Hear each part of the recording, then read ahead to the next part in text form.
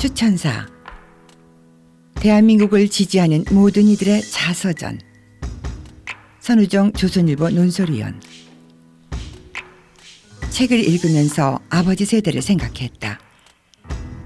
아버지는 이 책의 필자보다 6년 앞선 1922년에 태어났다. 일본 제국의 조선인으로 삶을 시작했고 일제가 식민지에 이식한 근대 관학의 수혜를 입었다. 북한 출신의 월남자였고 한국을 지키기 위해 6.25 전쟁에 직업 군인으로 참전했다. 일생 동안 공산주의를 배척했고 자유주의를 옹호했다. 아버지의 자서전을 읽는 듯했다.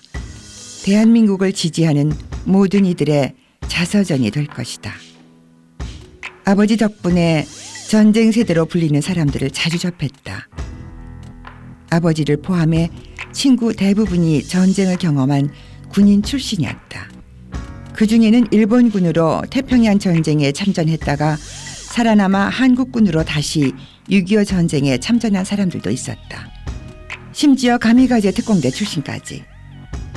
자살 특공 이틀 전 전쟁이 끝나 목숨을 구했다고 했다.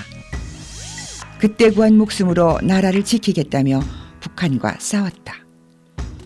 그들은 하루가 멀다 하고 통음을 했다. 취하면 군가를 불렀다. 전쟁 스트레스를 그렇게 풀다가 대부분 70세 전후에 세상을 떴다. 아버지도 그랬다. 이 부분에서만 최영석 대령님이 내가 아는 아버지 세대와 다르다. 나는 그들이 한국 역사에서 최고의 지성적 세대였다고 생각한다. 지금 신문의 어떤 컬럼도 1960년대에서 70년대 컬럼의 깊이를 따라가지 못한다. 지금 어떤 잡지도 당시 사상계의 깊이와 넓이에 못 미치는 것과 같다. 지금은 할 말을 할 수 있는 시대지만 누구도 그들처럼 세상을 표현하지 못한다. 한국 사회는 그들이 받은 교육을 일제의 황민화 교육이라고 쉽게 규정한다.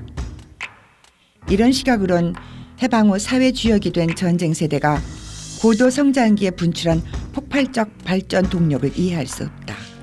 보통학교, 현재 초등학교를 3번 졸업하고 일본으로 건너가 고학으로 도쿄의 시립중학교, 현재 고등학교를 나온 최 대령님의 이야기는 그 시대의 다른 면모를 우리에게 보여준다.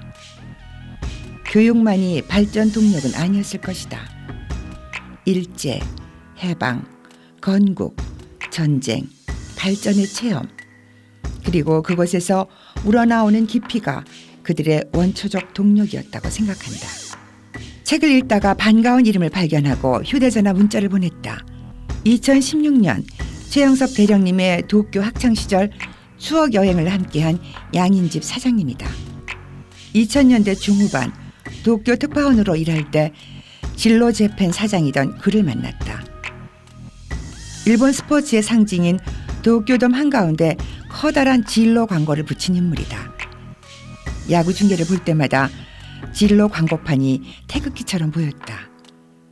양 사장님의 부친이 최 대령님과 해군사관학교 동기였다는 사실을 책을 통해 알았다. 최 대령님의 둘째 아들 재형과는 진해 파랑새 유치원 동창이라고 한다. 양 사장님이 이런 답글을 보냈다. 그 어른은 도쿄 한가운데서도 서울에서도 밖에서도 댁에서도 건배사는 대한민국 만세입니다. 어른이 대한민국 하면 재형과 저는 만세 하고 받아야 합니다. 답글을 읽고 책에 실린 대한해협 해전의 막바지 장면이 떠올랐다. 두 중상자에게 다가갔다. 이겼다. 정신 차려 소리쳤다. 이들과 승리의 기쁨을 같이 하고 싶었다. 두 용사는 마지막 기력을 다해 숨을 몰아쉬며 대한민국 말끝을 맺지 못하고 고개를 떨궜다. 그들의 손을 잡았다. 두 용사가 끝내지 못한 마지막 말을 대한민국 만세, 대한민국을 지켜다오로 들리는 듯했다. 이런 생각을 했다. 최 대령님은 건배사를 통해 두 용사가 끝내지 못한 말을 후세대의 입으로 반복해 듣고 있는 게 아닐까. 체험의 깊이는 이런 것이다. 아버지와 친구들이 부른 군가가 그냥 노래가 아니듯 그 깊이는 우리 세대가 결코 도달할 수 없는 거리에 있다. 그래서 그들의 이야기를 전승을 통해 간접 체험하고 그 체험을 다시 전승을 통해 후대에게 물려줘야 한다. 기억의 전쟁이라고 한다. 지금 대한민국 역사가 판타지 수준으로 왜곡된 것은 이 전쟁의 어두운 결과를 반영한다. 대한해협 해전처럼 이 자서전이 기억의 전쟁에서도 역전의 전기가 되길 기대한다. 이 책을 관통하는 대표 키워드는 애국심이다. 애국심을 뜻하는 패트리어티즘은 향토에서 비롯된 말이다. 향토는 가족의 터전으로서 영속적 가치를 지닌다. 한국인은 애국주의와 민족주의를 혼돈한다. 나라를 잃은 시대, 즉 한국민이 없던 시대에 한민족 개념으로 아이덴티티를 형성했기 때문이다. 아버지는 두 개념을 분명히 구분했다.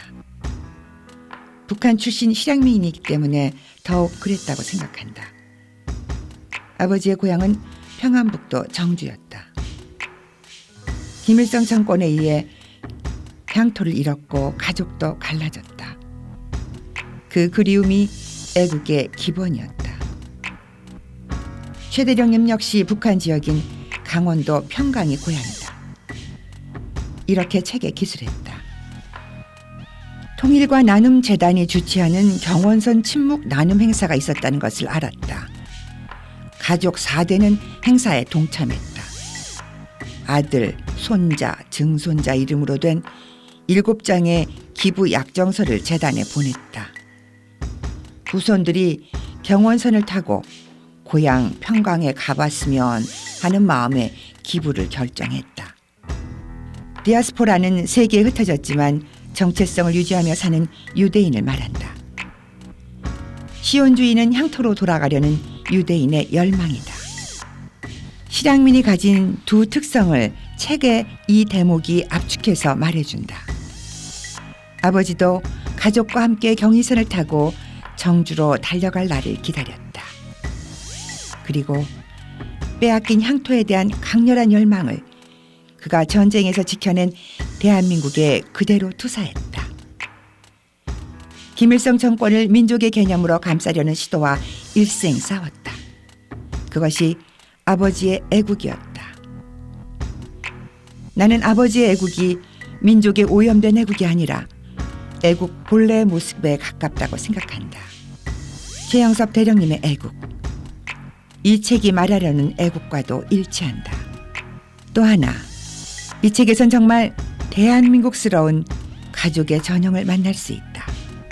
다음은 가족에 대한 최대령님의 기술이다. 필자의 3형제 모두 직업 군인으로 복무했다.